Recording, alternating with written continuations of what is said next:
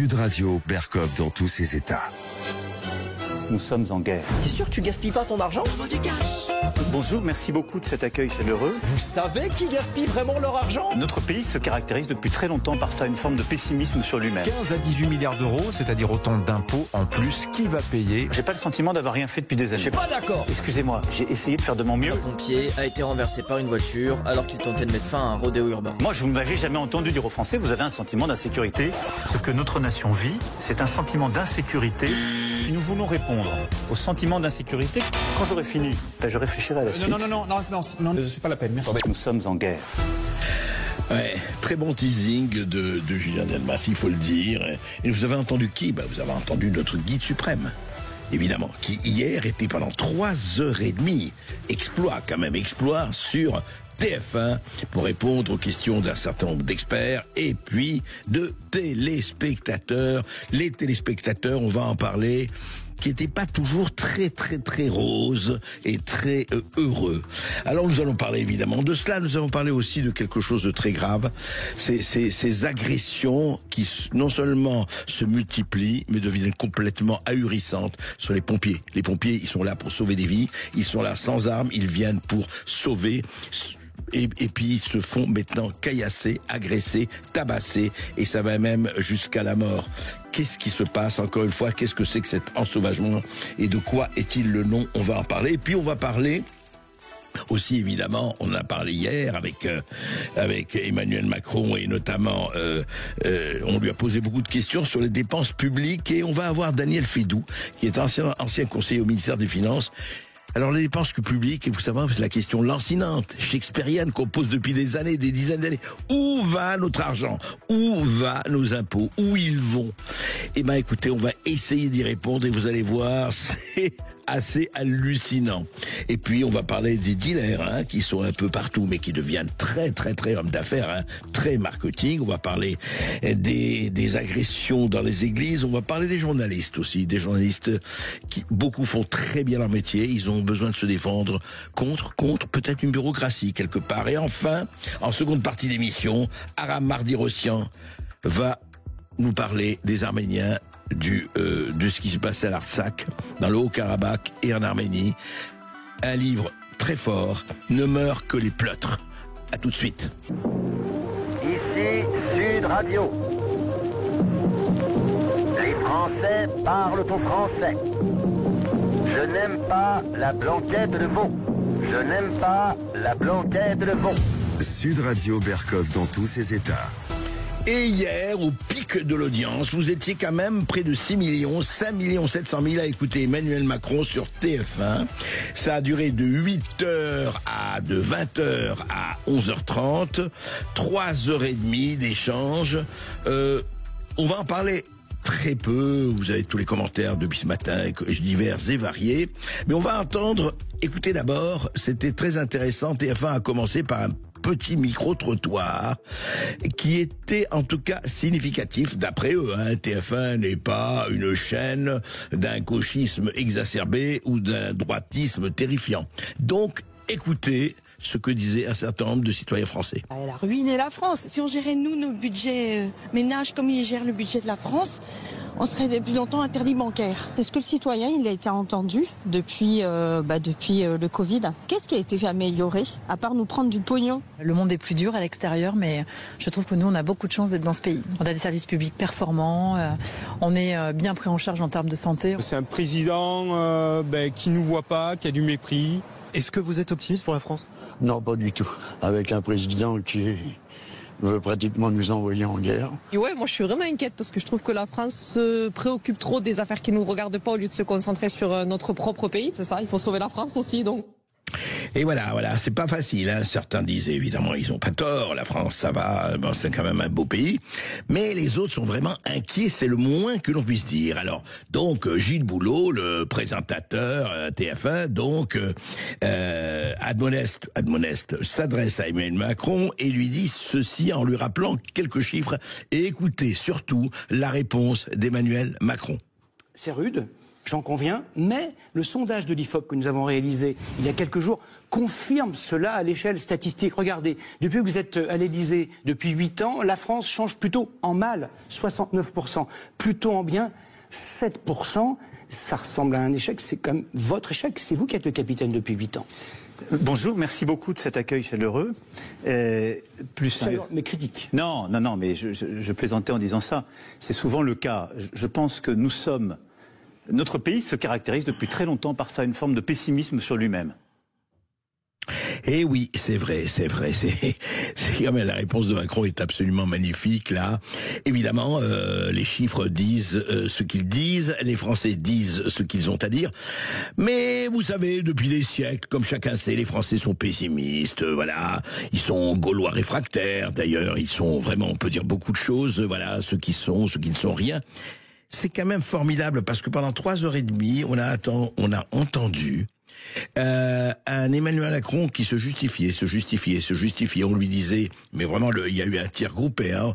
Quand les gens disent, on n'est pas en démocratie, quand même, dans les pays autoritaires ou surtout dictatoriaux, on n'entendait pas vraiment ce genre d'émission. Mais ça ne suffit pas de dire ça.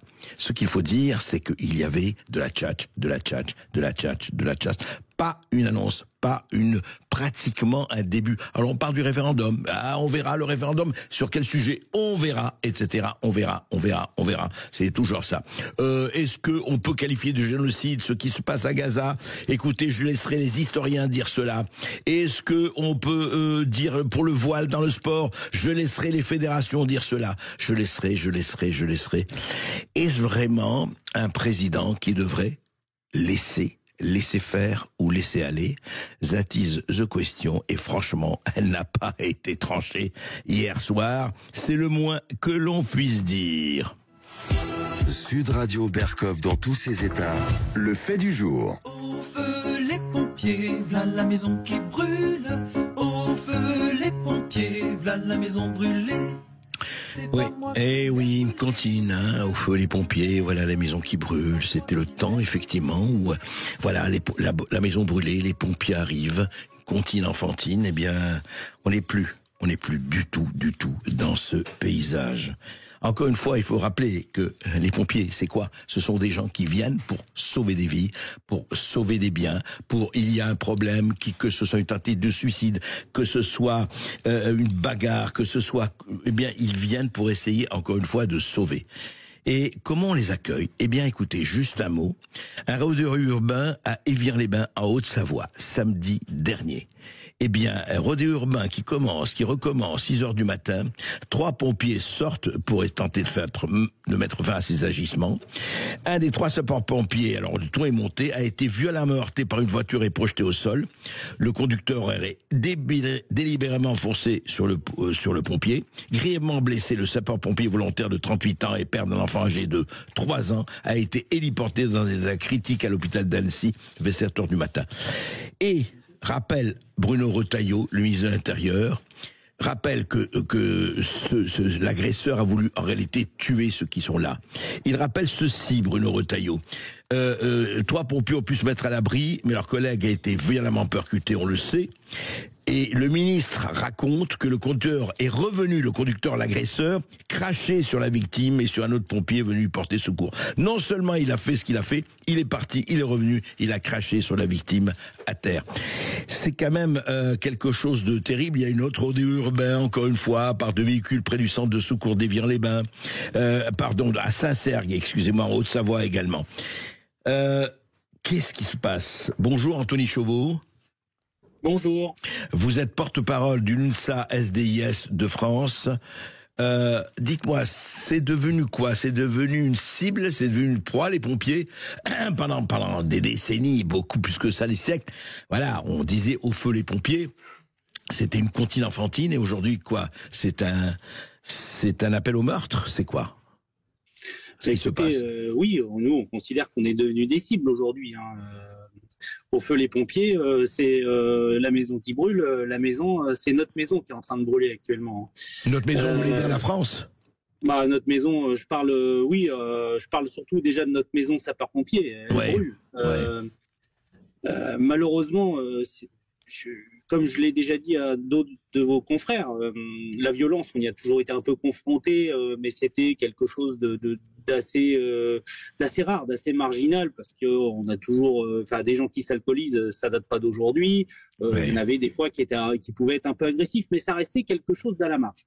Aujourd'hui, c'est plus à la marge, en fait, c'est très régulier, c'est pas forcément que des gens qui s'alcoolisent, il y a des gens qui sont sous l'emprise de stupéfiants, il y a des gens qui ont des troubles psychiatriques, qui sont aussi en liberté dans la nature.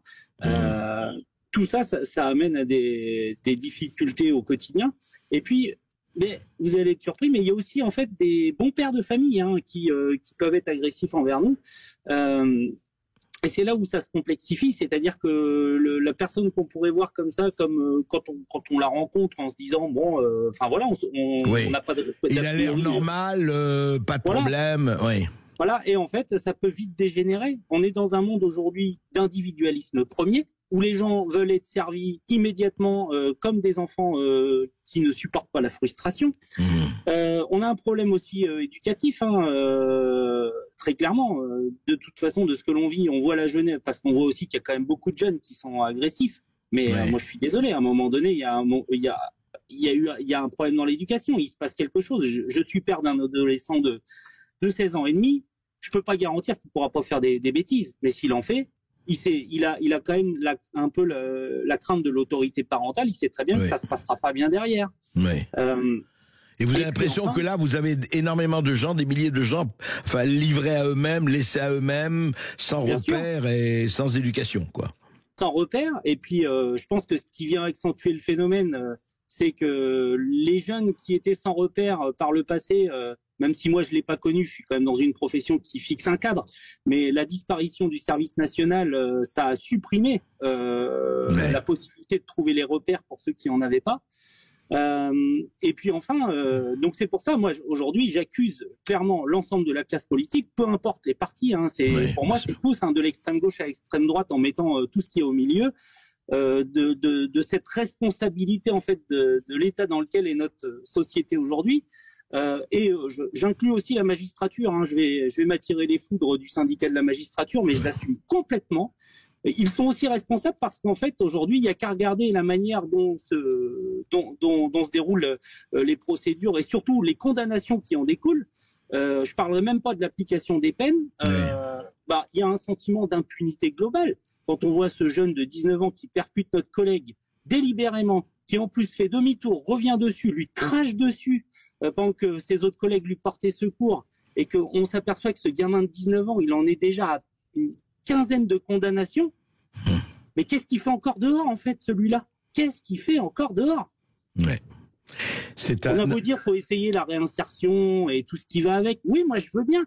Mais c'est comme tout, la prévention, la réinsertion, mais ça a ses limites. Quand ça fonctionne pas, après, il faut aussi faire du curatif. Oui, bien sûr.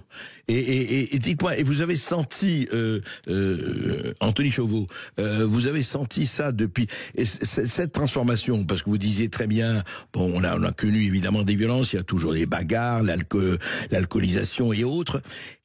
Quand est-ce qu'après vous, je ne dis pas un jour ou une année précise, qu'est-ce qui a fait que ça, quand est-ce que pour vous ça a basculé? Ça fait longtemps que ça a basculé dans cette espèce d'ultra-violence individualiste où on veut tuer quelqu'un. Enfin, un pompier, qu'est-ce que c'est? Oui, on veut le tuer, quoi. C'est pratiquement ça.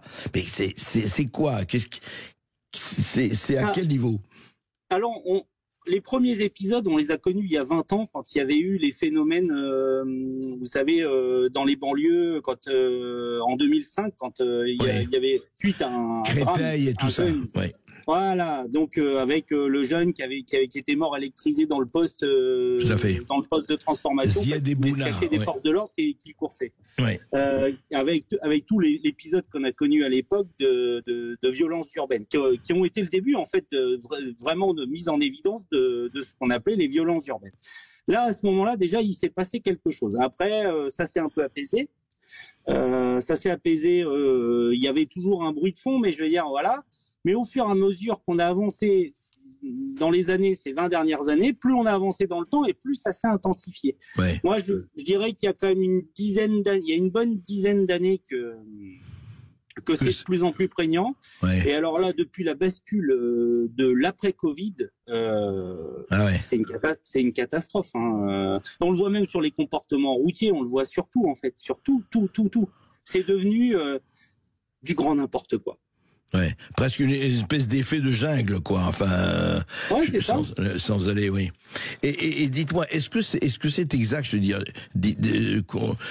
corrigez-moi si je me trompe, que par exemple à Paris, il y a les sapeurs-pompiers qui portent aujourd'hui désormais des enfin quand ils le veulent pas, je dis pas en permanence, des filets légers pare-balles, et que également dans les Yvelines, vous avez noté aussi des effectifs de gilets pare-lames. C'est exact, ça? Alors, nous, ce sont des gilets pare-lames que nous avons. Alors, sur Paris, je vous cache pas que là, j'ai un doute, parce que j'ai pas forcément la lecture de la brigade des sapeurs-pompiers de Paris, qui est quand même un corps militaire. Mais vous, c'est des gilets pare-lames. Vous avez besoin du gilet pare-lame. C'est un équipement qui est en cours de développement et de déploiement.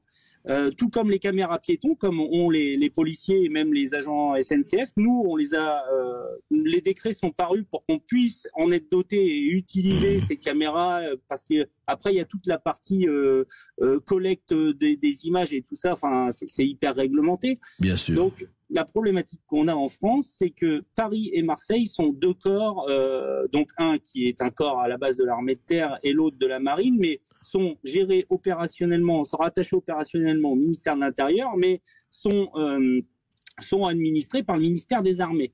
Le reste des sapeurs-pompiers en France et en Outre-mer, ce sont des sapeurs-pompiers qui appartiennent à des corps départementaux, des services départementaux d'incendie et de secours. Et donc, ils sont gérés par chaque département. Par chaque département, d'accord. Ce qui se passe aujourd'hui, c'est que ces gilets pare-lames et ces caméras piétons, vous pouvez en avoir de déployer à disposition des personnels dans un département et pas dans le département d'à côté, puisque c'est à chaque collectivité d'investir ou non, et ça a un coût aujourd'hui. Donc, en fonction des finances des départements, il y en a qui peuvent le faire et d'autres qui n'en ont pas les moyens actuellement. Restez avec nous, Anthony Chauveau, parce qu'on va essayer de voir si vraiment, est-ce qu'il y a quelque chose à faire? Évidemment qu'il y a quelque chose à faire, mais comment le faire? Mais quelle est la hiérarchie des priorités? Parce que là, il y a incontestablement urgence. Restez avec nous pour parler de ce qui se passe avec les pompiers. C'est quand même absolument scandaleux, comme d'autres choses aussi. À tout de suite. Sud Radio, Berkov dans tous ses états. Les sapeurs-pompiers pris comme cible, les sapeurs-pompiers tenus vraiment comme des gens, des cibles à abattre. Qu'est-ce qui se passe? Nous sommes avec Anthony Chauveau, je le rappelle, porte-parole du l'UNSA SDIS de France. Effectivement, nous avons vérifié, Anthony Chauveau, effectivement, à Paris, les sapeurs-pompiers ils ont des gilets pare-balles. Après, ils les portent ou ils ne les portent pas. Et dans l'Hérault, ils ont eu des gilets pare-balles, mais maintenant ils sont comme chez vous, des gilets par lame.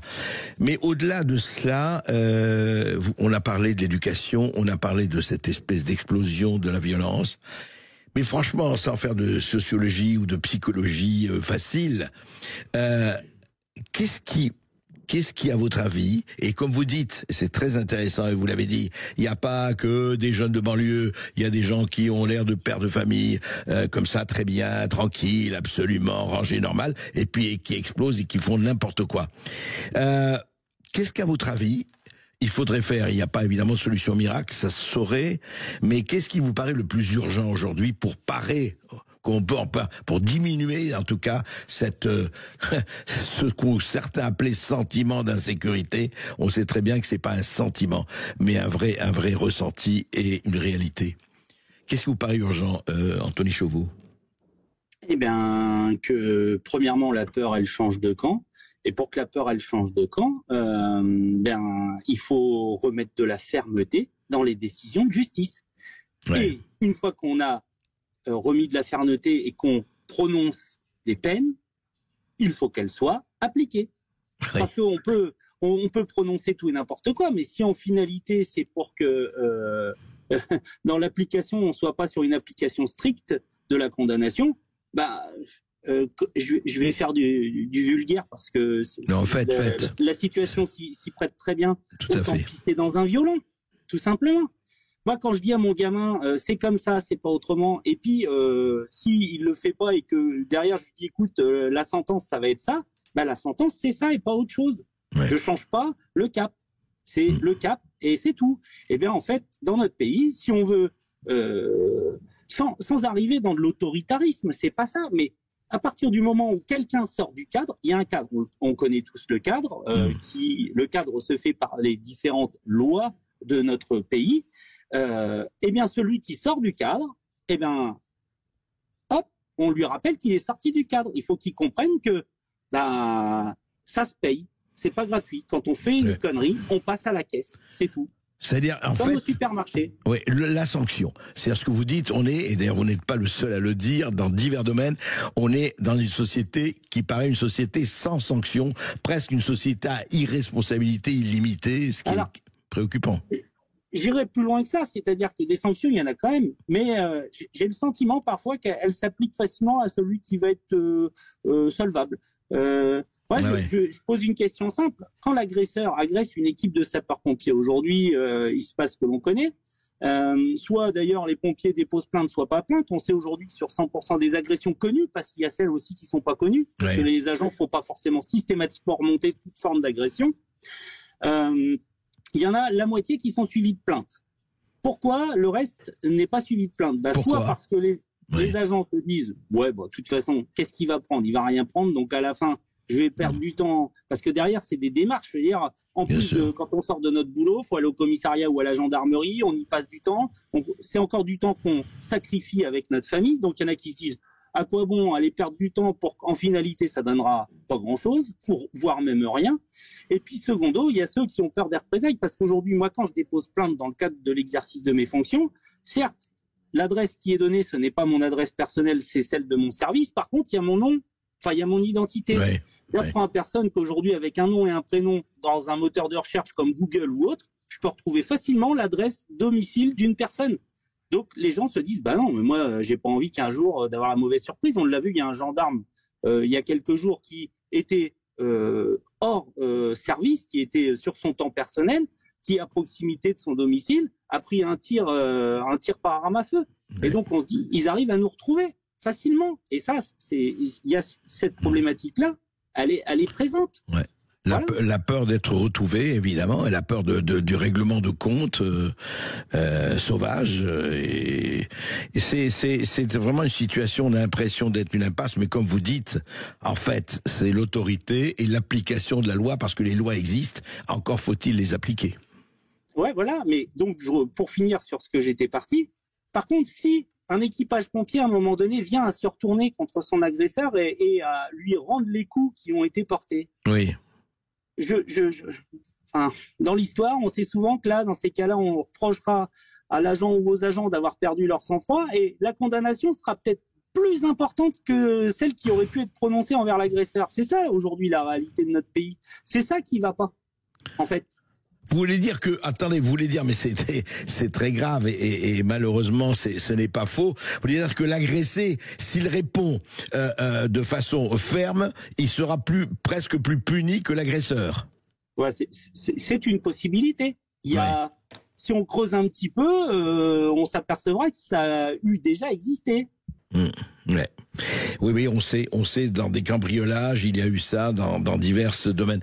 Merci Anthony Chauveau. Écoutez, nous allons suivre ça et espère et courage à vous. Sud Radio André Berkoff. Berkoff dans tous ses états, ça balance pas mal sur Sud Radio.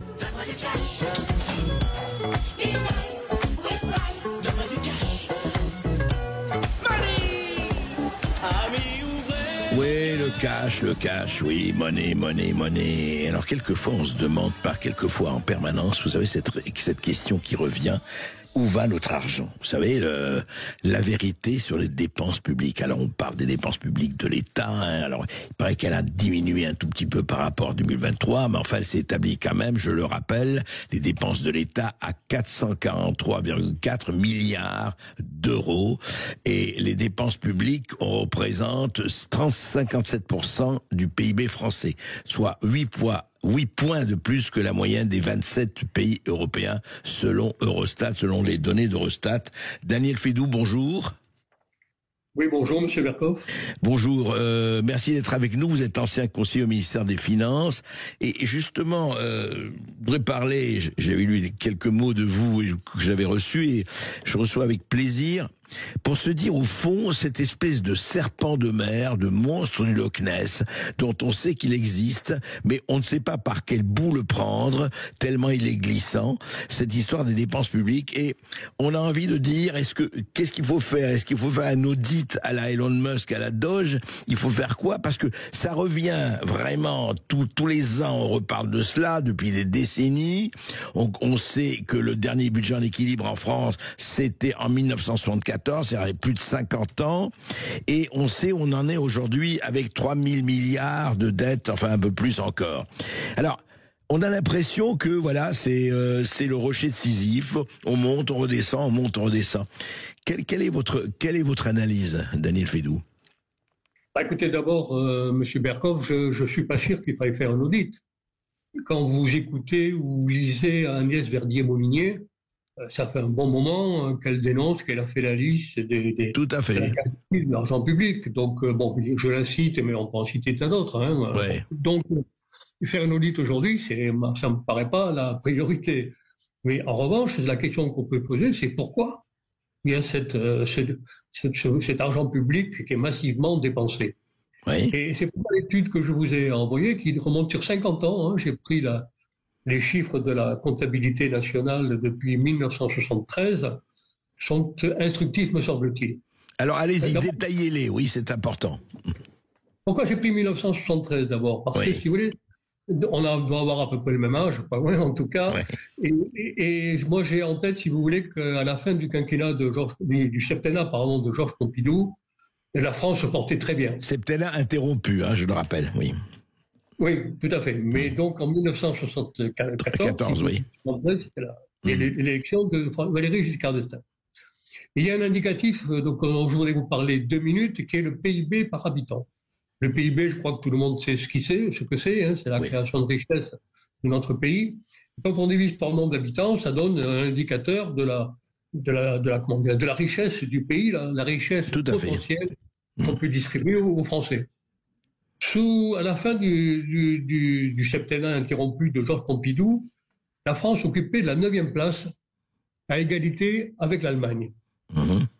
À la fin du mandat de Valéry Giscard d'Estaing, en 1981, donc avant l'élection de François Mitterrand, on était tombé à la 14e place. Ça montre qu'effectivement, je ne me suis pas trop trompé dans la date de départ, parce que on a drôlement chuté, et depuis on est resté 14, 15, 16, 17, 18. Donc, l'affaire commence de là, si vous voulez. Alors, vous vous rappelez sans doute, moi en tout cas, j'ai la mémoire là-dessus qui reste très nette. Valéry Giscard d'Estaing a voulu mener une politique d'argent de renfort, c'était son expression. On l'avait prévenu, il le savait d'ailleurs sans doute, que ça allait créer du chômage. Vous vous rappelez sans doute aussi qu'il a dit que c'était pas très grave parce qu'on indemniserait les chômeurs à hauteur de 90% de leur salaire net. Et que donc, il y aurait sans doute du chômage, mais c'était pas très grave. Et puis que de toute façon, les entreprises s'adapteraient à cette donne nouvelle où on ne pouvait pas augmenter sans cesse les prix, etc. D'accord. Le résultat des cours, je vous l'ai dit, on a dégringolé de 4 places, 5 places dans le PIB par habitant.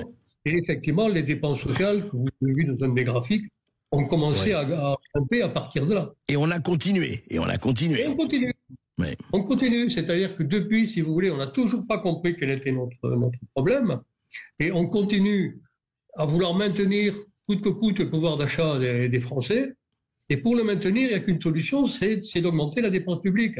Alors, sous des formes volontaires ou involontaires, mais les aides sociales, l'indemnité du chômage, ça c'est automatique. Avec le système qu'on a aujourd'hui, puis on a mis les gens à la retraite, en pré-retraite. On a réduit le temps de travail pour avoir moins de chômeurs. Enfin, on a fait des quantités d'acrobaties que vous vous rappelez certainement. Bien sûr. Tout se fait sur les dépenses publiques et on n'est toujours pas sorti. Mais alors c'est un gouffre sans fin parce que ça continue. Rien n'a changé de ce point de vue. Vous parlez de la retraite, très bien, la protection sociale, très bien. Mais encore une fois, l'État vit totalement au-dessus de ses moyens. Ça aussi. c'est la France qui vit au-dessus de ses moyens. L'État aussi. Et vous avez vu, dans le papier que je vous ai transmis, je vous ai fait voir les 3 grands groupes d'administration publique, qui sont l'État, les collectivités locales et la sécurité sociale. Tout à fait. L'État a été plutôt raisonnable dans ses dépenses de fonctionnement. Elles ont baissé, comme vous l'avez vu, de manière assez nette. Les caisses d'assurance sociale ont maintenu, par rapport au PIB toujours, ont maintenu leurs dépenses de fonctionnement. Et ce sont les collectivités locales qui ont augmenté les leurs, de manière importante. Donc il faut faire attention quand on dit l'État, il y a la puissance publique, elle est divisée dans au moins 3 grands morceaux. C'est l'État, l'assurance sociale et puis les collectivités locales. Oui. Un mot sur les collectivités locales. Moi je comprends très bien ce qui s'est passé. Vous savez, les élus locaux qui sont depuis ces années 70 soumis à la pression de leurs électeurs pour embaucher le fils ou le neveu, ils se disent après tout je peux bien le faire, donc ils l'ont fait. Donc ils ont embauché du monde pour lutter eux aussi contre cette montée du chômage. Donc voilà, on en est là. Et parce que, si vous permettez, je devance votre question, on n'a toujours pas compris la cause de notre problème. Et c'est quoi la cause alors? La cause, c'est que, selon moi, bien entendu, c'est qu'au lieu d'avoir cherché à développer notre activité économique et notamment nos exportations, qui est l'objet de mon premier livre, Exclusion Zéro, que Philippe Séguin m'a préfacé, qui date de 95, c'est pas aujourd'hui. Non mais oui, allez-y. Et dans lequel, si vous voulez, au lieu de chercher à être plus compétitif, à exporter plus, on a dit il y a des chômeurs, c'est pas grave, on les indemnise. On est toujours là. Et on n'a toujours pas compris que c'est notre problème, c'était les déficits commerciaux. Nous avons des déficits commerciaux qui sont énormes. Et on n'en parle pas, comme si on pouvait, si vous voulez, on n'a pas le droit quand on en parle, Daniel Fédou, je peux vous dire. On en parle beaucoup. À chaque fois, on donne les milliards de déficit commercial. Mais le problème, attendez, vous me dites, c'est pas l'État, pardon. Vous dites, il faut industrialiser, non, juste un mot. On a désindustrialisé. On a livré la France au tertiaire. On s'est dit, l'agriculture, c'est pas très important. On va faire le Mercosur et les poulets ukrainiens. L'industrie, vous savez très bien comme on a exporté et peut-être bradé les bijoux de famille. Alors, faut pas dire l'État. Vous me dites l'État, il a fait attention. Mais dites-moi, quand on parle juste une chose, quand on donnait 175 millions à la Chine pour son développement, l'Agence française de développement, c'est pas l'État, ça? Les dépenses de l'État inconsidérées, on ne sait même pas où ça va, etc. Excusez-moi, je suis pas contre l'État, mais l'État devrait être régalien et ne pas se comporter comme une entreprise. Parce que l'État, qu'est-ce qu'ils disent? Rappelez-vous François Hollande, Daniel Fédou, ce n'est pas cher, c'est l'État qui paye. C'est ça la morale de nos dirigeants et vous le savez très bien. Donc tant qu'il y aura ça, il n'y aura rien d'autre. J'ai pas raison. Non mais là, attendez, ne m'engueulez pas. Je ne vous engueule pas, je dis. Non, c'est pas grave. Je suis d'accord avec vous. Non, mais je suis d'accord avec vous. Je vous parlais des dépenses de fonctionnement. Oui. C'est-à-dire que l'État, si vous voulez, a fait des efforts par rapport aux autres organismes, notamment par rapport aux collectivités locales, dans ses rémunérations et dans ses dépenses de fonctionnement, achat d'ordinateurs, etc. Il a fait des efforts. Et effectivement, là où il est très coupable, c'est que c'est lui qui a les clés du problème et qu'il n'a rien fait depuis 1974. Alors ça, sa responsabilité est très grave. Vous citez les dépenses pour les agences de développement. On peut parler aussi de notre cotisation, si je puis dire, à l'Union européenne. Et puis tous ces organismes d'État qui servent à recaser des hauts fonctionnaires, c'est scandaleux. On est bien d'accord, je sais. On est bien d'accord là-dessus, et c'est bien l'État qui doit agir, si vous voulez. Mais alors, je parlais simplement de dépenses de fonctionnement. Oui. Mais justement, Daniel Fédou, on vous entend. Oui, ça y est, on vous entend. Je voulais savoir justement, à votre avis, comment on peut réduire ce côté, cette espèce de, je dirais, de prodigalité, parce que vive l'État. Moi, je suis pas du tout. On n'est pas anti-État, ce serait ridicule. Mais comment faire pour qu'il y ait des gens qui pensent que si vous voulez, qu'il y ait disons un bon père de famille, pour être très très banal, un cliché, mais cette espèce de prodigalité sur le dos de tout le monde, quoi. Comment faire pour la réduire? Je crois que si vous voulez, les dépenses de l'État sont des dépenses de personnel et de frais de fonctionnement et d'assistance sociale, surtout, comme vous l'avez vu, c'est les dépenses sociales qui ont augmenté. Tout à fait. On voit que l'État est pris depuis des années, depuis 50 ans pratiquement, dans le fait qu'ils ne voient pas que pour sauver la situation, il faut créer des emplois privés. Ouais. Parce qu'aujourd'hui, j'entends tous les jours pratiquement, il faut baisser la dépense publique. Mais si vous voulez baisser la dépense publique, vous le faites d'une manière brutale, mais il y a la moitié des Français qui vivent de la dépense publique. Exact. C'est l'histoire qui s'est produite comme ça. On a voulu masquer ce chômage latent et on doit employer des gens qui ne servent à rien, pire, qui ralentissent le fonctionnement de notre économie. Quand vous avez des réunions avec les communes, les départements, les régions et l'État, 15 personnes, personne ne sait qui est responsable, c'est dramatique tout ça. Ouais. Tous ces organismes nationaux qui servent à rien, mais où on a recasé un haut fonctionnaire qui ne savait plus quoi faire, enfin, tout ça c'est dramatique comme dépense. Ouais, mais c'est ça. La difficulté, si on dit il faut réduire cette dépense publique, et puis qu'on la réduit du jour au lendemain, vous vous retrouvez avec le problème social de chômage, vous voulez masquer. Parce que quand Emmanuel Macron nous explique qu'il suffit de traverser la rue pour trouver un emploi, c'est totalement faux. Bien sûr. Malheureusement, c'est difficile de trouver un emploi en dehors de la fonction publique, vous comprenez. Donc, pour sortir les hommes politiques de l'impasse dans laquelle ils se trouvent, et si jamais ils pensent s'en sortir, le ministère des Finances va leur rappeler, si vous baissez telle dépense publique, vous allez avoir tant de chômeurs de plus. Oh là là, ils disent, bon alors non, on le fait pas. On le fait pas. Et donc, ouais. ils augmentent la dépense publique. Ouais. Donc, si vous voulez, je crois que il y a un problème déjà de compréhension de ce qui se passe. Ce qui se passe, c'est qu'il n'y a pas assez d'emplois privés et du coup, il y a trop d'emplois publics. Voilà les choses d'une manière simple, mais créer des emplois privés, c'est plus facile à dire qu'à faire. Mais en tout cas, il faut savoir que c'est ça qu'il faut faire. Sinon, absolument. On est dans la ça continuera. On est tout à fait d'accord, c'est ça qu'il faut faire. Daniel Fidou, on va reparler de tout ça. On va en reparler ensemble d'ici 2 ou 3 semaines parce que c'est très important. On va essayer de creuser ça. En tout cas, merci de vos éclaircissements. C'est vrai ce que vous dites. Créer des emplois privés, si vous voulez réduire la dépense publique. C'est ce que vous dites et ça me paraît frapper au coin du bon sens. Il est temps de le rappeler à nos responsables politiques. À tout de suite. Ici Sud Radio. Les Français parlent au français. Je n'aime pas la blanquette de veau. Je n'aime pas la blanquette de veau. Sud Radio Berkov dans tous ses états. Alors on accepte tout, on accepte la République des narcotrafiquants, on accepte qu'il y ait... Il n'y a plus de frontières en Europe, Schengen c'est fini. En revanche, les frontières à l'intérieur de la France, ça marche très très très bien dans les territoires perdus par les uns, mais conquis par les autres. Et quels autres? Eh bien, les gars de la narine, bien sûr. Sud Radio Berkov dans tous ses états, les perles du jour. De casser la gueule aux dealers qui dans l'ombre attendent l'horreur de minuit. Serge Gainsbourg, les enfants de la chance, très belle chanson, et dealer, de casser la gueule aux dealers en attendant. Eh ben, ça marche très très bien, hein, cette petite entreprise. Cette très grosse entreprise ne connaît pas la crise, eh oui. Et on va vous dire une chose, un petit exemple. Hein. Ça se passe en Isère. Hein. Ça se passe pas à Marseille, ni à Paris, ni à Montpellier, ni à Bordeaux, ni ailleurs. Non, non. Ça se passe à Four. À Four, petit village de 1700 habitants en Isère. Eh bien, vous savez ce qui se passe en ce moment? C'est magnifique. On est, ça y est, à l'heure du marketing et de la vraie publicité. Des dépliants faisant de la publicité pour le point de deal de la ville voisine, donc de Four, ont été distribués la semaine dernière dans des boîtes aux lettres.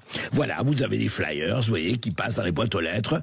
Et sur ces dépliants, tenez-vous bien, auditeurs, résistants de Sud Radio, des dépliants figurent les produits qu'on peut acheter et leur prix. Et oui, on est tombé sur un des flyers.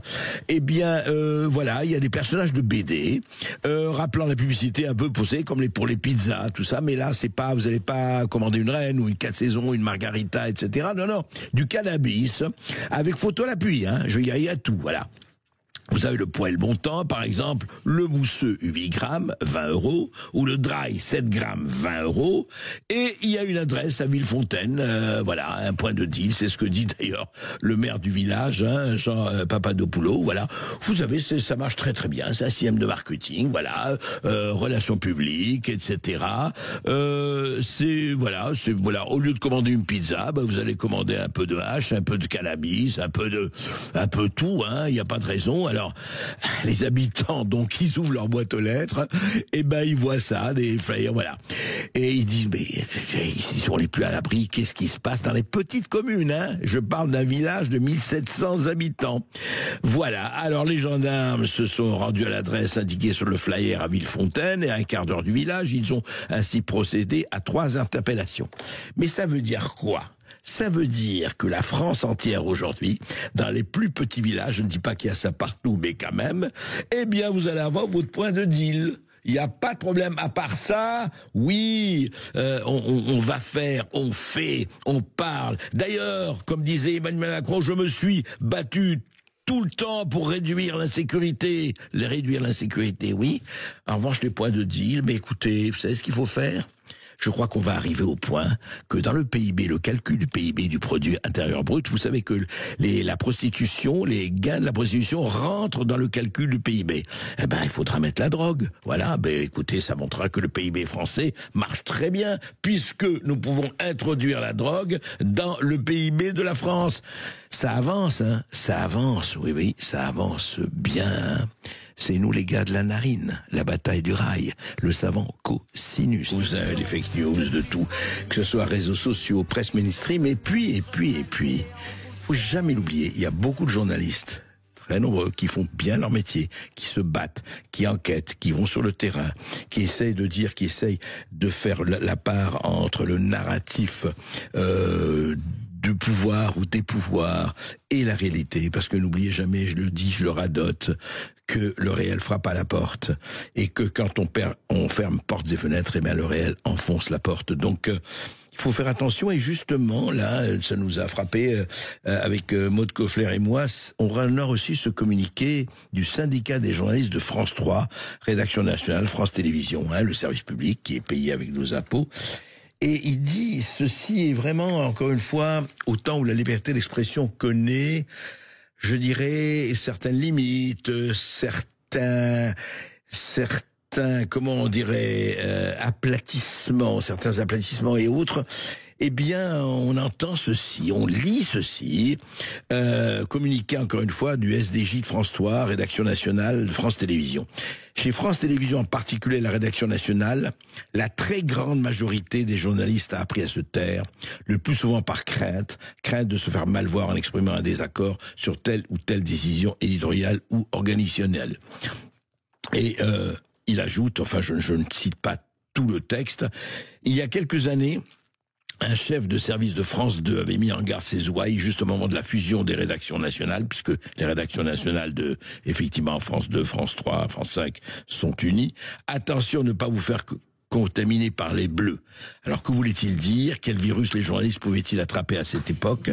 À cette époque, le soir 3 et le 19-20 cartonnaient, le 12-13 aussi. Preuve de la qualité du travail fourni par les équipes. Eh bien, il termine ce communiqué en disant « Le virus tant craint, c'est justement la liberté de parole. Cette liberté de regard critique face aux injonctions et aux décisions de la chefferie. Nous revendiquons la liberté de débattre et d'interroger systématiquement ce débat qui n'existe plus à la rédaction nationale de France Télévisions », dit le SDJ. En tout cas, nous, vous savez très bien, c'est ce qu'on dit tout le temps, nous revendiquons tous la liberté de débattre et d'interroger, de penser contre soi-même et de ne pas hésiter à inviter les gens qu'on invisibilise, qu'on boycotte, qu'on essaye de faire taire au nom de je ne sais quel camp du bien. Donc, solidarité totale avec le SDJ de France 3 Rédaction Nationale, et solidarité totale avec tous les journalistes qu'on essaye plus ou moins subrepticement, plus ou moins honteusement de bâillonner. Non, il n'y a pas de bâillon. La liberté, elle est indivisible. Sud Radio Berkov dans tous ses états. Le face-à-face.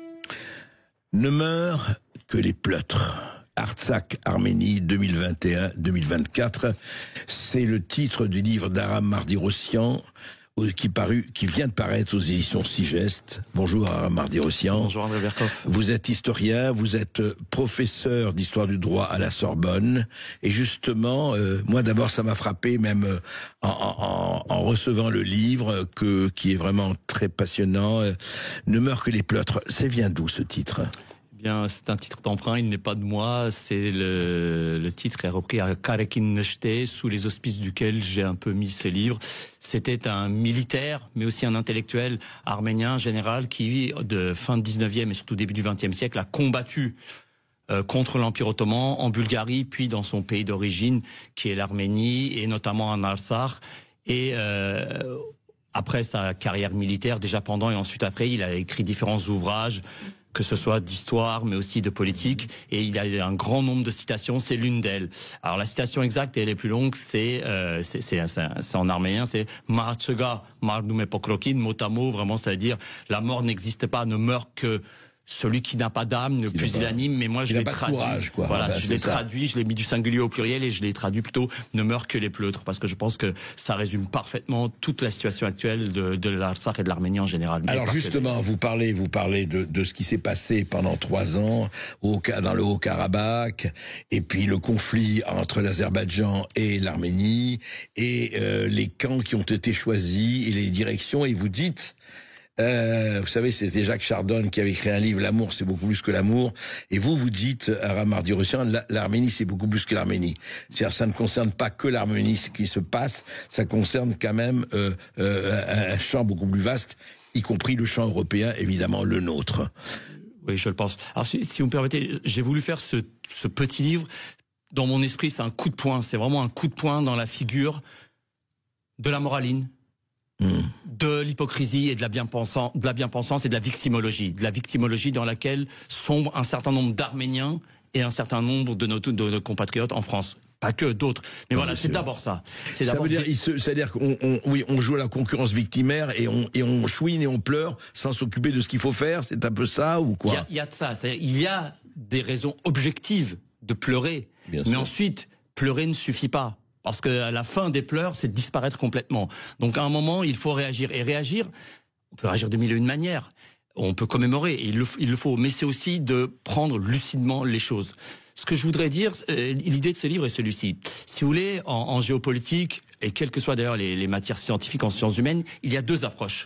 Il y a l'approche purement, j'allais dire, factuelle, objective, scientifique, universitaire, pourquoi pas, qui est indispensable. Il faut toujours partir des faits, de la réalité. Bien sûr. Ensuite, on peut des fois s'arrêter là, c'est le champ des travaux universitaires, je fais des choses comme ça en droit canonique, et voilà. Mais il y a une deuxième étape qui peut arriver, qui est l'étape de l'engagement. C'est-à-dire, à partir de ce socle de factuel... Qu'est-ce que je fais, moi? Voilà. Ouais. Alors, certains ne font rien. D'autres font hypocritement, c'est-à-dire qu'ils mélangent le premier et le deuxième stade en faisant croire qu'au fond, le second est le premier, ce qui n'est pas le cas. Ouais. Moi, je ne me cache pas derrière mon petit doigt. En partant de la première étape, je m'engage et c'est un livre de combat. Voilà. Alors pour vous, Aram Mardi-Rossian, pour vous êtes arménien, d'origine arménienne, voilà. Et pour vous, alors aujourd'hui, quelle est la situation? Après, on sait que le Haut-Karabakh a été vidé de ses habitants. Est-ce que pour vous, est-ce que l'Arménie est en danger d'existence? Absolument, absolument. Oui. Je vais commencer par quelques données factuelles, ensuite je donnerai mon... Très bien, je rappelle simplement 0826 300 300, on parle de l'Arménie, du Haut-Karabakh avec Aram Mardi-Rossian.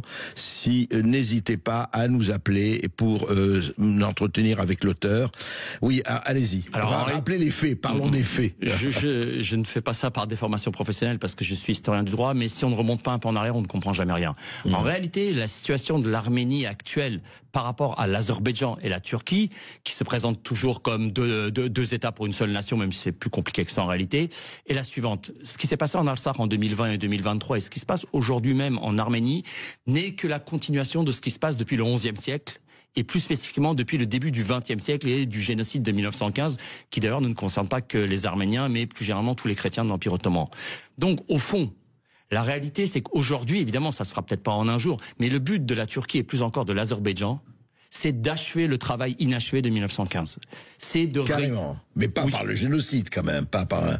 Ça a été fait plus ou moins en Artsakh, ça peut être le génocide directement par le meurtre de masse, ça peut être l'épuration ethnique. C'est-à-dire que Luis Moreno Ocampo, qui est le premier président, qui a été le premier procureur de la Cour pénale internationale, a qualifié et continue de qualifier aujourd'hui ce qui s'est passé en Artsakh de processus génocidaire.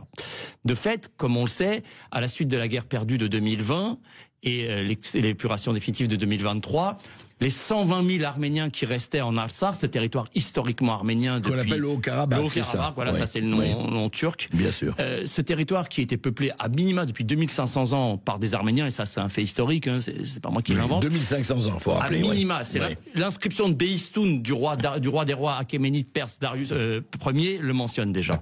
Il mentionne pas l'Artsakh en tant que tel, mais il mentionne l'Arménie qui comprend l'Artsakh. Et donc, ces 120 000 Arméniens ont été définitivement chassés dans des conditions atroces en 2023. Je vais être un peu provocateur, mais si c'eût été 120 000 chiens à la place de 120 000 Arméniens, je pense qu'il y aurait eu plus d'émoi dans la communauté internationale ou dans certains, que ce soit médias ou cercles de bien-pensance. Ces gens-là ont été chassés à la suite de la guerre de 2020 et bon, l'Artsakh aujourd'hui est définitivement vidé de sa population arménienne, mais les Azéris et l'Azerbaïdjan ne s'arrêtent pas là, avec son président Aliyev qui est un dictateur empreint de népotisme, puisque Aliyev, lui, maintenant, efface les traces des Arméniens. C'est-à-dire qu'on s'en prend aux monuments, aux églises. Ah oui, on les détruit, on éradique tout. Soit on les transforme en bâtiments administratifs, soit on les transforme en mosquées, soit on les rase complètement. Et au fond, ce qui est en train d'être fait en Artsakh, c'est ce qui a été fait un peu plus tôt, toujours par l'Azerbaïdjan, dans le Nakhitchevan, qui était un autre territoire peuplé d'Arméniens que Staline, en même temps que l'Artsakh, a cédé à l'Azerbaïdjan en 1921. Et puis, c'est la suite de ce qui s'est passé dans l'Empire ottoman à la suite du génocide de 1915. Si vous voulez, du point de vue turco-azéri, et je vais dire de manière atroce, pourquoi pas? Je veux dire, l'ennemi fait ce qu'il a à faire. Les Arméniens sont une chose en trop dans ce lieu, c'est-à-dire qu'ils empêchent une continuité du monde turcique depuis les Balkans jusqu'aux portes de la Chine. Ils sont une terre non turque, non ottomane. Non turque. En plus, c'est pas le seul critère, c'est un critère qui compte, mais c'est pas le seul. Ce sont des chrétiens face à des musulmans, mais cette dimension religieuse qui existe n'est pas la seule. Elle ne suffit pas à expliquer. Ce n'est pas qu'une affaire purement religieuse, loin de là. Et donc, au fond, maintenant, le but, c'est d'en finir avec ce qui reste. Et comment, pour répondre plus directement à l'autre question, aujourd'hui, la cible centrale des Turco-Azéris, c'était pas encore toute l'Arménie, l'Arménie fait aujourd'hui 29 743 km², c'est-à-dire c'est la Belgique en tout. Population combien aujourd'hui? Officiellement 3 millions, en réalité à mon avis on est plus près de 2,5 millions. C'est même pas la Bretagne, c'est plus petit que la Bretagne. Vous allez me dire la Bretagne c'est grand. Et la réalité c'est que avant d'en finir avec toute l'Arménie, c'est le sud de l'Arménie. C'est la bande vraiment méridionale qui s'appelle le Syunik, que les Azéris appellent le Zangezur. Et ce territoire, c'est une bande de 35 à 40 km à peine de longueur, en longueur, qui empêche la continuité entre l'exclave du Nakhitchevan vidé de ses Arméniens qui est à l'Azerbaïdjan et l'autre côté de l'Azerbaïdjan. Et le Nakhitchevan étant collé à la Turquie. Donc si demain le Syunik était annexé, là, cette fois-ci, cette continuité depuis les Balkans à la Chine du monde turcique existerait. Et vous voyez, là, j'en reviens à ça. Pourquoi je disais que ce n'est pas qu'une affaire religieuse, même si c'est... Quel est aujourd'hui le principal allié de l'Arménie? Et là encore, hein, juste j'ouvre une parenthèse, on connaît la phrase du général de Gaulle, si elle est lui, les États n'ont pas d'amis... Ils n'ont que des intérêts. Ou des intérêts. Moi, je vais même encore plus loin, c'est-à-dire que certains États, malheureusement, leurs dirigeants ne défendent même pas leur intérêt de leur État et de leur nation. Mais là, en tout cas... Et qui est le principe? C'est le pays qui a le moins intérêt aujourd'hui dans le contexte régional au moins et même plus général à ce que c'est la Turquie, si vous voulez, fasse cette jonction totale, le monde turcique fasse cette jonction, c'est l'Iran. Et c'est sous la pression au moins diplomatique et militaire, pas directement, mais par des menaces ou des manœuvres, que jusqu'ici, à mon sens, le Syunik n'a pas été attaqué. Quel paradoxe, c'est l'État islamique d'Iran. La République islamique d'Iran, mieux que ça, l'Iran est très majoritairement chiite. L'Azerbaïdjan est musulman, mais aussi chiite, parce que l'Azerbaïdjan a été, alors là aussi, il faudrait dire juste un mot, ce qu'on appelle la République d'Azerbaïdjan aujourd'hui. Les Azéris, oui. Là, ça n'existe. Ce sont des Tatars en réalité. Au Moyen Âge, on appelait des Tatars. L'Azerbaïdjan, la République d'Azerbaïdjan, n'existe que depuis 1918. Les territoires qui constituent aujourd'hui le territoire de la République d'Azerbaïdjan ne s'appellent ainsi que depuis 1918. Ce qu'on appelait historiquement l'Azerbaïdjan, l'Azerbadagan, le nom antique, c'est le nord de l'Iran. C'est la province la plus septentrionale de l'Iran, de la République islamique d'Iran actuelle. Et le danger pour l'Iran aussi, avec cette histoire du Syunik plus généralement, c'est les volontés irrédentistes d'une partie de l'Azerbaïdjan de fusionner ce sud, ce nord de l'Iran avec le sud de l'Azerbaïdjan, sachant qu'il y a plus d'Azéris en Iran qu'en Azerbaïdjan. Oui, donc ça pourrait être un seul État, l'État iranien en l'occurrence, parce qu'il est plus important. Mais historiquement, l'Azerbaïdjan actuel n'existe que depuis 1918. Donc on le voit, mais Là encore, je vous disais, c'est contre la moraline. Il ne faut pas être naïf. L'ennemi fait ce qu'il a à faire. L'ennemi veut votre peau. Alors c'est comme ça. C'est à vous de réagir. Qu'est-ce qu'il faut faire pour les Arméniens? Enfin, qu'est-ce qu'il faut que les Arméniens fassent d'abord? Et puis, qu'est-ce qu'il faut faire pour les Arméniens? On en parle avec Aram Mardi-Rossian juste après cette petite pause. 0826 300 300 pour nous appeler. Sud Radio. Sud Radio, Berkov dans tous ses états. Ne meurent que les pleutres, un livre pamphlet, un livre coup de poing d'Aram Mardi-Rossian sur ce qui se passe en Arménie, ce qui s'est passé à Artsakh, dans le Haut-Karabakh, ce qui se passe effectivement au niveau des grandes puissances, et une Arménie de 2,5 millions d'habitants, 2 millions d'habitants, et comment effectivement, alors que on sait très bien ce que l'Arménie a produit comme poète, comme chanteur, comme écrivain, comme personnalité de toutes sortes. Mais au fond, rapidement, ce qui s'est passé, c'est que au fond, il y a eu, on va le rappeler très rapidement parce que on va aussi parler de ce qui s'est passé et du rôle des grandes puissances dans cette espèce, parce que je veux faire non pas l'avocat de l'Azerbaïdjan ou du diable, il dit oui, mais le Haut-Karabakh, ça a toujours été l'Azerbaïdjan, l'Iran, les Arméniens étaient là, d'accord, et vous dites effectivement depuis 1500 ans, mais ça n'a jamais été l'Arménie. Et donc, en fait, qu'est-ce qui se passe? C'est-à-dire que eux, pour les Azéris, vous dites, au fond, c'est notre territoire, ça nous appartient. Et puis, les Arméniens n'ont pas été du tout soutenus dans cette histoire. Alors, je suis historien du droit, ça tombe bien, il y a l'histoire et le droit. Oui. Historiquement, on l'a dit, à part des révisionnistes qui sont stipendiés par Bakou ou d'autres, et on en a ici malheureusement même en France, que ce soit chez des historiens, mais des journalistes ou des hommes politiques qui croquent à la diplomatie du caviar. Hein. Et d'ailleurs, c'est très drôle parce que moi je suis à l'aise, je suis ni de gauche ni de droite, je me suis avant 1789, donc je suis très à l'aise là-dessus. Mais il y en a beaucoup à droite, j'ai remarqué, des hommes politiques qui vraiment ont goûté au caviar de l'Azerbaïdjan. Mais bon, fermons cette parenthèse. En tant qu'historien, la chose de ce qui se passe. Sur le plan juridique, les choses sont à peu près celles-ci.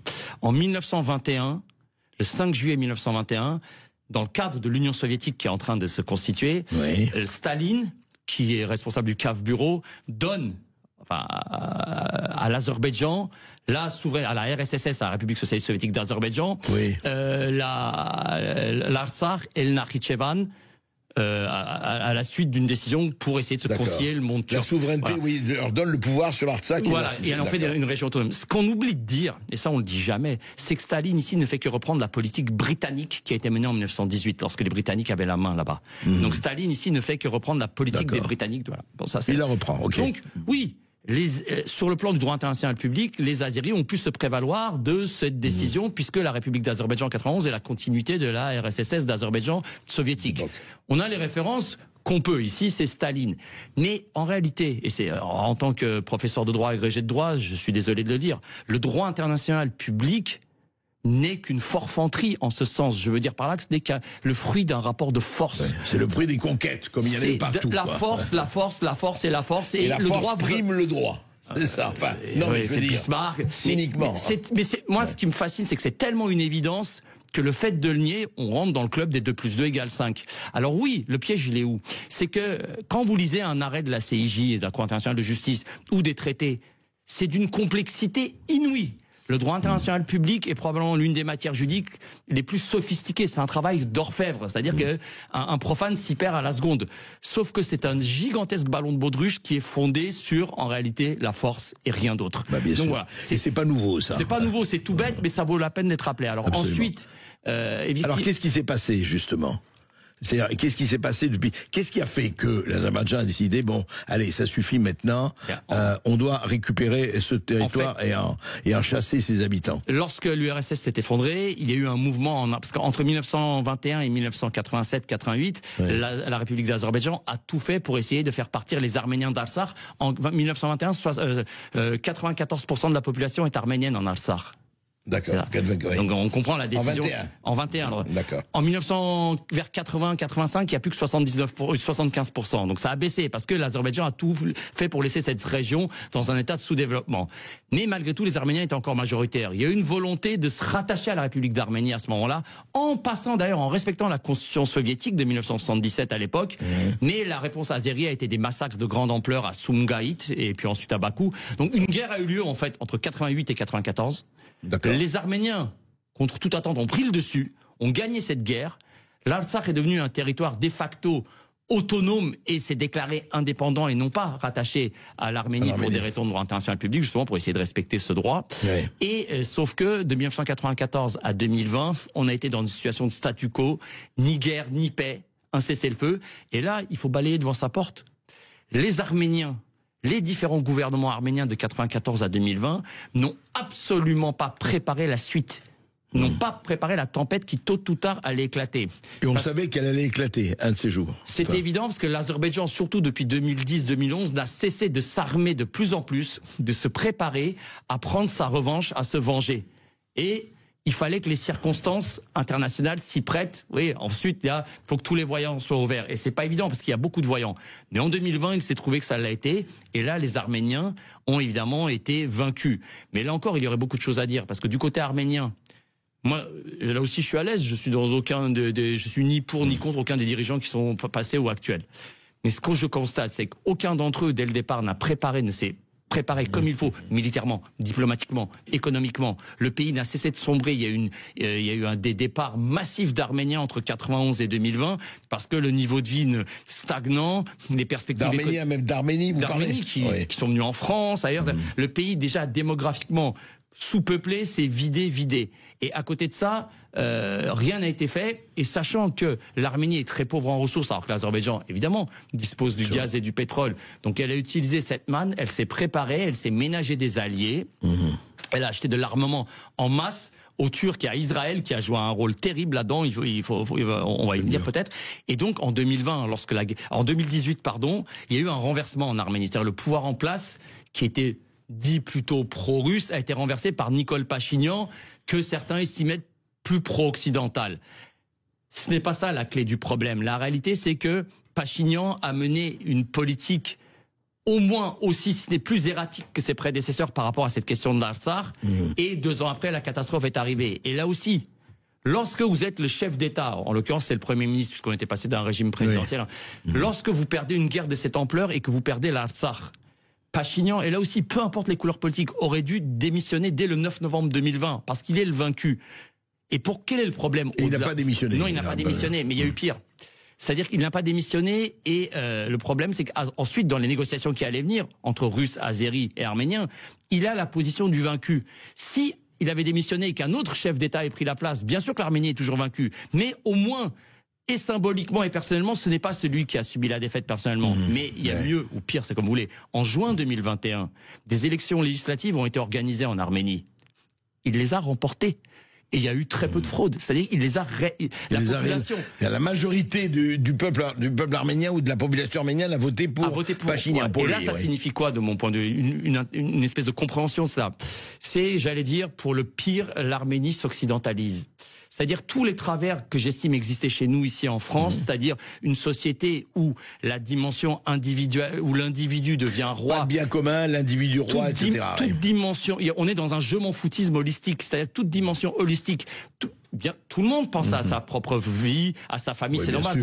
Mais ensuite, faut quand même penser au collectif un peu. Mais si au-dessus de ça, vous n'avez pas des idéaux qui soient de type nationaux ou religieux, pourquoi pas, que ce soit ici la nation française ou la religion chrétienne, qui pour moi sont les 2 fondements. Moi, à titre personnel, ce qui m'importe le plus, c'est pas l'appartenance politique, c'est la nation et éventuellement le fondement religieux qui peut pas forcément être chrétien, mais ici en France, historiquement, ça l'est. En fait, ce qui vous tient avec vous, c'est l'identité. Voilà, et l'identité arménienne, qui était quelque chose de si forte, est en train de s'édulcorer. Et ce résultat des élections de 2021 est terrible. Ça montre que cette perte de volonté identitaire est en train de gagner l'Arménie. Voyez. Et alors, quand votre voisin, c'est l'Allemagne, l'Italie ou l'Espagne, c'est déjà pas formidable, je parle pour la France, mais quand votre voisin, c'est la Turquie et l'Azerbaïdjan qui veulent votre peau, là, vous risquez tout, là. Vous risquez tout. On va continuer à en parler, Aram Mardirossian, sur ce conflit qui dure, qui perdure, et comment il va évoluer avec vous. 0826 300 300. À tout de suite après une petite pause. Sud Radio, Berkov dans tous ses états. Aram Mardirossian, ne meurt que les pleutres, tout ce qui s'est passé entre Artsakh et Arménie entre 2021 et 2024. Et évidemment, il l'a dit, ça Ça remonte à plusieurs siècles, même presque à 1000 ans. Et puis il faut se rappeler le génocide, le premier des génocides du XXe siècle, en 1915, dans l'Empire ottoman. Et justement, dans ce jeu incroyable, on le voit bien entre Trump, Poutine, Erdogan, Israël, l'Arabie Saoudite, etc. Vous voyez très le bouleversement incroyable, les plaques tectoniques qui ont bougé de manière hallucinante depuis quelque temps. Où peut se situer et où se situe aujourd'hui l'Arménie?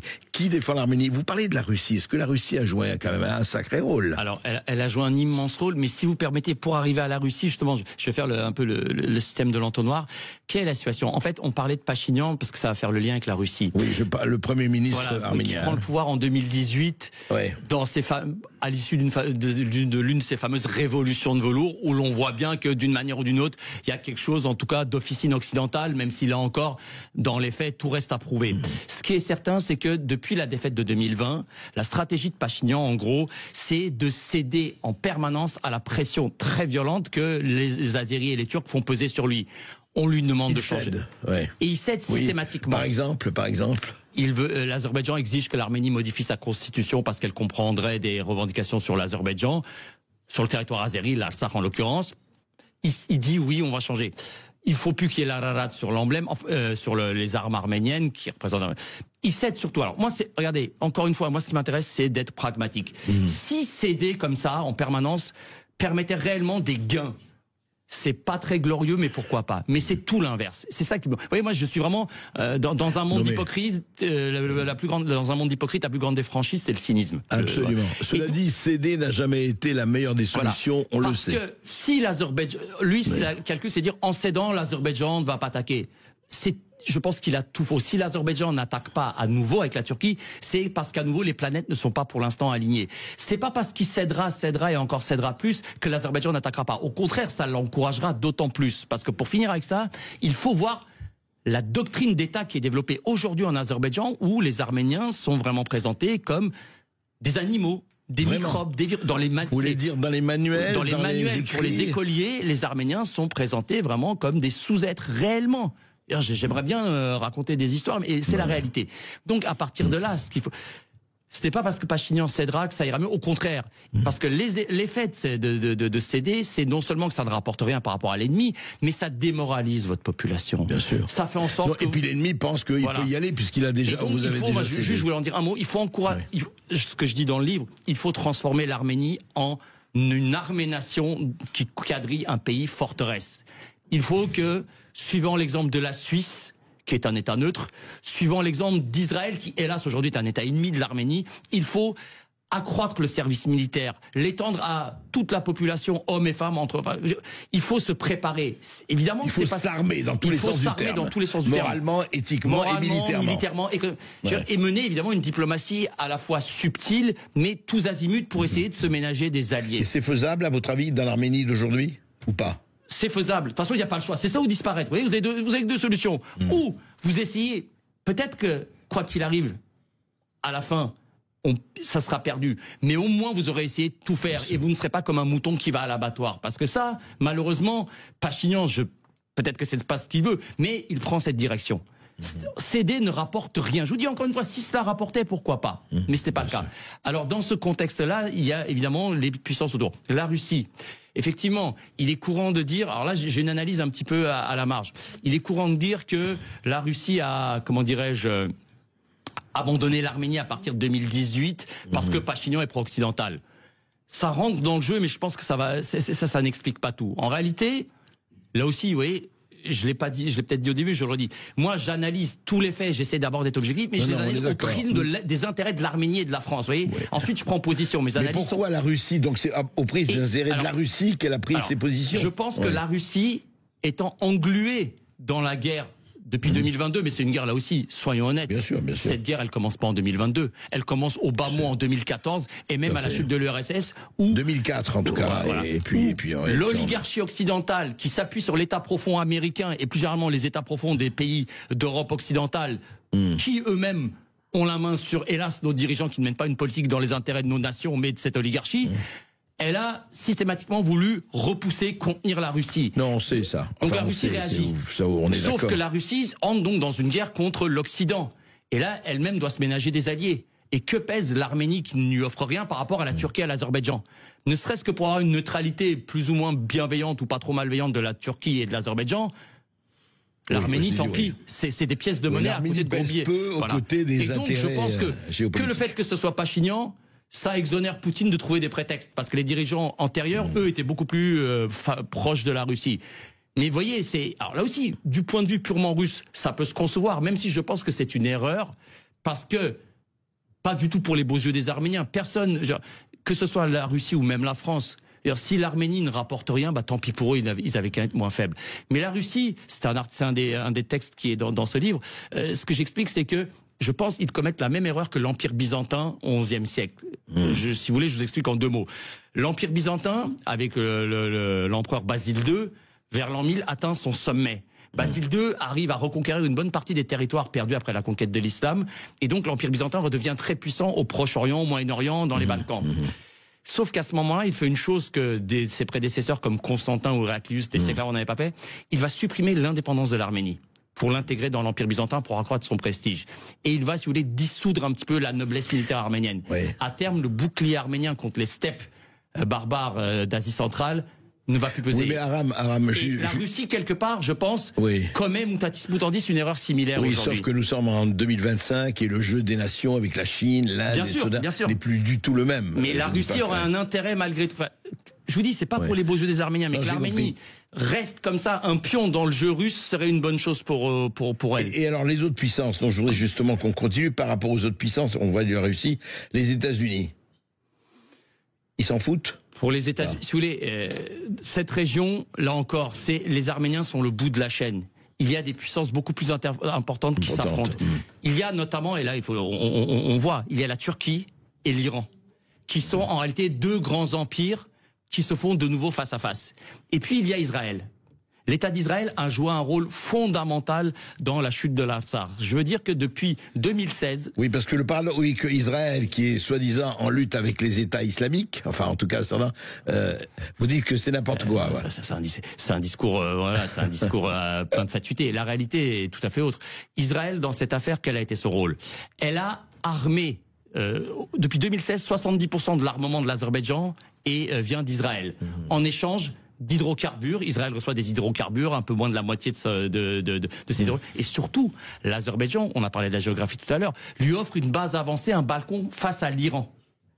Et là, Israël installe... Il y a des bases israéliennes en Azerbaïdjan? Probablement. Alors là aussi, ça, évidemment, Israël le nie, mais probablement. Parce que, vous voyez, et l'Arménie... Oui, c'est toujours quel conflit. Pourquoi? Avec qui? Parce que moi, ce que je pense, c'est que depuis...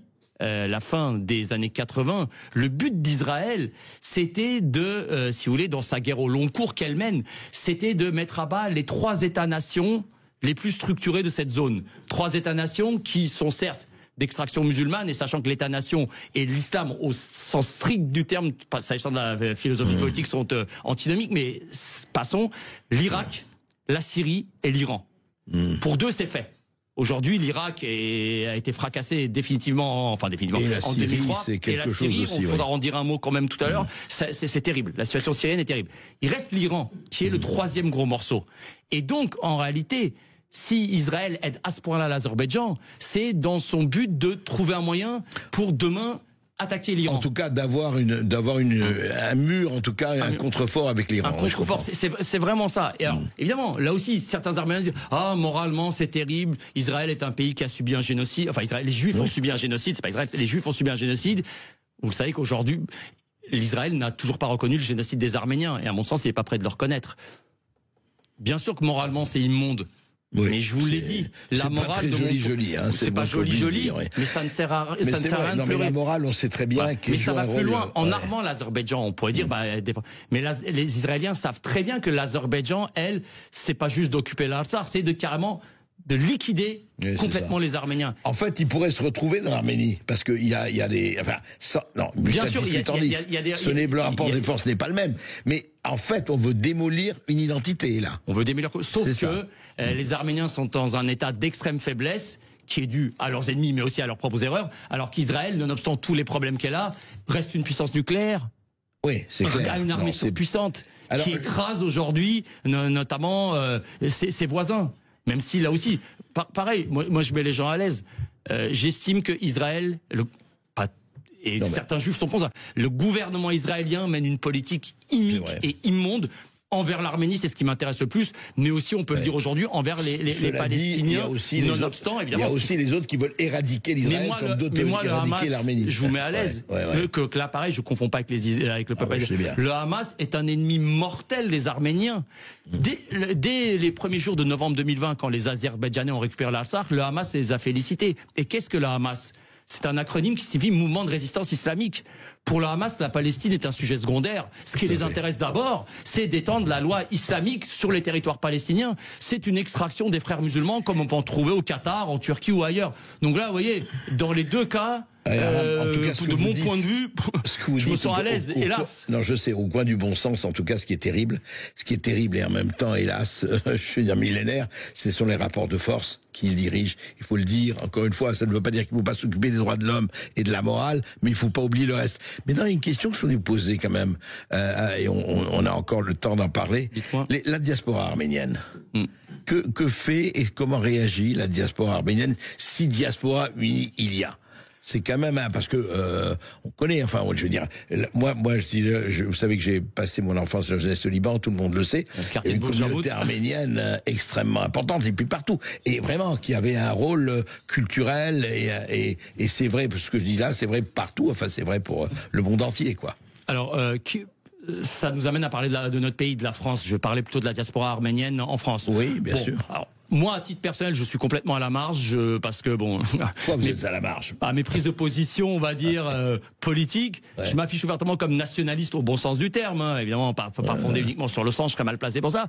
Mais vous êtes franco-arménien. Bien sûr, je suis né ici et je suis d'origine arménienne. Donc, mais voilà, la France est mon pays et j'estime qu'elle a le droit de préserver sa continuité historique. Et son identité. Comment? Son identité. Bien sûr. Mais ça aussi, ça m'amuse toujours. À la rigueur, les Arméniens reconnaissent le droit à l'Arménie d'avoir son identité. Les Juifs à Israël, tout le monde a le droit d'avoir son identité, en exagérant un peu, sauf les Français.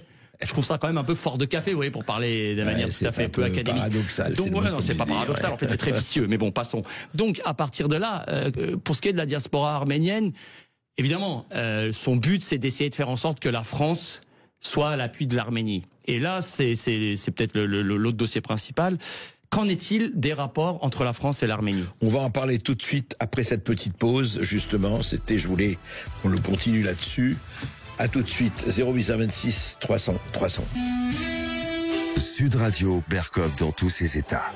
Un livre qui raconte tout de ce qui s'est passé en Artsakh, au Karabakh, et en Arménie, effectivement, entre 2021 et 2024. Et je rappelle juste ce paragraphe du début du livre que je vous conseille de lire, d'Aram Mardirossian, Ne meurent que les pleutres, c'est aux éditions Sigest. Vous dites ceci, donc 19 et 20 septembre 2023. La quasi-totalité des victimes de ce monstrueux nettoyage ethnique exécuté dans l'indifférence générale par le régime terroriste de l'Azerbaïdjan, a été installée de façon souvent précaire en Arménie. Ainsi, pour la première fois depuis 3000 ans, il n'y a plus d'Arméniens en Artsakh. La catastrophe est d'autant plus irréparable que cette antique province constitue le berceau de la nation arménienne. Face à un forfait d'une telle ampleur, seul un pleutre ne brûlerait pas du désir de se venger pour que tôt ou tard justice soit faite afin que l'Artsakh redevienne arménien et que tous les criminels payent intégralement le prix de leurs crimes. Et en attendant, effectivement, on parlait de la diaspora arménienne et de la France. Au fond, est-ce que les gens, parce que vous êtes mobilisés en tant que franco-arménien et en tant qu'Aram Mardirossian, professeur à la Sorbonne, je le rappelle, est-ce que les gens sont mobilisés? Est-ce qu'il y a, en tout cas du côté de la diaspora arménienne, une mobilisation? Et comment réagit-on en France quand vous trouvez par rapport à cela? Alors oui, évidemment, il y a une mobilisation, mais la communauté arménienne, alors moi, de facto, elle existe, mais vous savez, moi, pour moi, il y a une seule communauté, elle est nationale. Voilà, les communautés, j'ai un peu de mal avec, mais bon, admettons, peu importe. Il y en a, malheureusement. Il y en a. Souvent pour le pire, mais il y en a. Des fois pour le meilleur aussi, mais plus rarement. Le problème, oui, la communauté dite arménienne est mobilisée, mais ensuite c'est dans le mode d'action. Or, le mode d'action, c'est de coller complètement au linéament politique, à l'organisation de l'État français et du système français. Or, j'estime que c'est là qu'il y a un hic et que ça n'ira jamais très loin. Pourquoi, oui. Alors, la réalité, c'est qu'il y a deux choses. Je pense, mais vraiment, il existe une amitié réelle, et c'est assez rare, entre les peuples français et arméniens. Je parle au niveau des peuples et des nations. Beaucoup de gens, beaucoup de Français connaissent un Arménien comme ça. En général, ils en ont plutôt une bonne opinion, ou en tout cas, ça, voilà. Et ce qui est intéressant, c'est que cette amitié, elle date pas d'hier. C'est-à-dire, on dit souvent, ça remonte à l'époque des croisades. C'est encore beaucoup plus ancien. Alors là, un instant, ce sera la seule fois aujourd'hui. Un point d'histoire plus, on va dire, universitaire. Mais dans un article qui va bientôt sortir, je montre avec un collègue que à Metz, en Lorraine, vers 390. Avant Clovis, presque. Avant Clovis, l'évêque de la ville s'appelle Sompat, c'est un Arménien. Alors j'expliquerai peut-être dans une pourquoi. Mais voilà, donc il y a des liens franco-arméniens depuis très très très longtemps. C'est même pas la France, à l'époque c'est la Gaule encore, vous voyez. Mais ça c'est pour ce qui est des peuples. Au niveau de l'État français, c'est à peu près tout l'inverse, si ce n'est au niveau des paroles. C'est-à-dire que depuis au plus tard François Ier, qui là aussi, soi-disant pour de la réelle politique, mais qui peut se discuter, passe une alliance avec l'Empire ottoman contre Charles Quint. Voilà. Depuis, la France, en général, a oscillé entre des périodes de conciliation ou d'alliance avec la Turquie, mais aussi des affrontements, malgré tout, au XXe siècle. Mais cela n'empêche que, jusqu'à aujourd'hui, le Quai d'Orsay notamment, le Quai d'Orsay a toujours eu, évidemment, soi-disant, là aussi, pseudo-réal politique, parce que ce serait de la vraie réal politique qui sert les intérêts français, je voudrais bien, encore une fois, tant pis pour les Arméniens, mais c'est pas le cas. Systématiquement, elle va dans le sens des intérêts turco-azéris ou les intérêts profonds. Depuis toujours, enfin depuis longtemps. Depuis à peu près toujours, voilà. D'accord. À part l'humanitaire, ça ne va jamais loin. Alors aujourd'hui, oui, la France s'affiche comme un allié de l'Arménie, et officiellement, en parole, oui, c'est vrai. Et on commence à parler éventuellement d'envoi d'armes, des canons César. Mais moi, on l'avait dit déjà dans l'autre émission, je vais être là comme l'apôtre Thomas, je ne crois que ce que je vois. Pour le moment, est-ce qu'il y a eu des envois d'armes? Est-ce qu'il y a eu quoi que ce soit? Ce n'est pas très clair. Ce n'est pas très clair. C'était pas très clair. Évidemment, j'ai pas les sources premières, donc je ne dirai rien. Ce qui est certain, c'est qu'on enverrait à l'Arménie le 10e de ce qui a été envoyé à l'Ukraine depuis 2022, ça changerait déjà à peu près, peut-être pas tout, mais beaucoup. Ça, c'est la première chose. Donc, vous voyez, il n'y a pas eu 310 milliards de dollars donnés par l'Union. Non. Et juste un mot, l'Union européenne se manifeste sur l'Arménie ou pas du là, tout? c'est encore pire. Ah bon, l'Union européenne, de mon point de vue de français, est un poison absolu. Moi, c'est pas le sujet, je suis un partisan pour que la France sorte le plus vite possible, éventuellement sans même passer par l'article 50. Vous êtes Frexit absolu, vous? Absolu, total. C'est pour ça que je m'amuse quand, dans la classe politique française, d'un extrême dit extrême à l'autre. Mais encore une fois, moi, je me sens pas concerné, donc je suis à l'aise. On dit oui, la France, il faut inverser le flux, enfin, prendre des mesures pour remettre la souveraineté en France. Oui, mais vous voulez mettre en place un remède alors que le poison est toujours là. Donc oui, mais c'est un autre dossier. Si vous voulez, on peut en discuter une autre fois en long, en large, en travers. Non, mais la politique de l'Union européenne, je vous disais, par rapport à l'Arménie, par rapport à tout ça. Oui. L'Union européenne, c'est simple. Je vais vous donner 2 éléments. Non, 3. Le premier, Madame van der Leyen, qui est pour moi une abomination, là. On va très très loin, est allée à l'été 2022 en Azerbaïdjan, a été reçue par Aliyev, qu'elle a traité de partenaire digne de confiance. Partenaire de confiance. Le gaz azéri. Le pire, c'est que ce gaz azéri, c'est du gaz russe pour l'essentiel. Ouais, on se moque du monde. Et beaucoup plus récemment, Kaja Kallas, qui elle est dans la ministre des Affaires étrangères européenne, une d'hystérie anti-russe permanente. Et là aussi, je le dis à l'aise, parce que pour moi, la Russie, aujourd'hui, malheureusement, on est tout sauf un allié de l'Arménie. Donc cette dame est allée aussi à Bakou pour renforcer ses accords d'hydrocarbures. À la rigueur, pourquoi pas? Mais qu'on arrête de grâce cette hypocrisie en disant oui, l'Union européenne envoie des observateurs. Oui. Et puis dernière chose, si l'Union européenne était vraiment à ce point-là soucieux des droits de l'homme, des droits des prisonniers, je vous signale qu'il y a 23 prisonniers politiques des dirigeants arméniens de l'Artsakh qui aujourd'hui sont emprisonnés à Bakou, de manière totalement, évidemment, dictatoriale, tyrannique, sans aucun fondement juridique réel, si c'était ceux qu'ils ont fondés eux-mêmes. Et tranquille là aussi. Personne n'en parle. C'est pas très grave. Mais donc, aujourd'hui, autre chose. Dans l'Union européenne, il y a un pays qui s'appelle la République de Chypre. Il y a Chypriote. Bien sûr. La Turquie, qui est candidate, qui a été officiellement investie comme candidate en 2004-2005, occupe 37% du territoire de cette République dont elle ne reconnaît pas l'existence. Voilà un pays qui veut rentrer dans une union dont elle ne reconnaît pas l'existence d'un des États membres et dont elle occupe 37% du territoire. Illégalement, complètement. Voilà. Ouais. Et malgré ça, l'Union européenne ouvre les négociations et donne des crédits chaque année. Cet exemple à lui seul suffirait de clore des débats. Mais je vous l'ai dit, le problème, c'est pour qu'il y ait des escrocs. À un moment, il faut aussi qu'il y ait des gens qui aiment se faire escroquer. Vous pouvez vous faire escroquer une fois, deux fois. Mais quand vous faites escroquer en permanence, et je parle des peuples là malheureusement, désinformés, formatés, rouleau compresseur médiatique des grands médias, à un moment, il n'y a pas de limite. On continue. Donc c'est pour ça que pour terminer par rapport à votre question, la France malheureusement à ce stade, et je ne demande pas mieux que de me tromper, n'a apporté aucune aide substantielle à l'Arménie. Alors si ce n'est, et c'est mieux que rien, peut-être des paroles, des engagements. Et là où c'est très très, comment dirais-je, dommageable, c'est que vous allez me dire, je pense qu'il y aura des commentaires, oui mais qu'est-ce qu'on s'en fiche de l'Arménie, nous des gens en France, il y a le chômage, ça je l'entends tout ça. Mais le problème, c'est que la Turquie est profondément un ennemi de la France. Pourquoi? Mais il faut écouter Erdogan. Erdogan, on peut aimer ou pas aimer. Vous vous doutez bien que moi, évidemment, pour moi, c'est un ennemi. Mais on ne peut pas lui enlever une chose. Au moins sur le plan extérieur, sur le plan international. Sur le plan intérieur, c'est plus compliqué. Non, mais il est cohérent. Il est cohérent, il a fait de la Turquie une grande puissance. Ou une puissance qui compte. On est dans un monde de carnivores et lui, il montre les dents. Là où nous, on se comporte comme des moutons et des herbivores. Quand je dis nous, c'est la France. Et voilà. Et donc, Erdogan, quand il vient en France, et il dit... en France ou en Allemagne, il dit il ne faut pas aux concitoyens d'origine turque. Ne vous assimilez pas. Ne vous assimiler est un crime contre l'humanité, j'ai envie de dire parole d'expert. Et il dit vous êtes l'avenir de l'Europe. Ne faites pas 3, mais 5 enfants.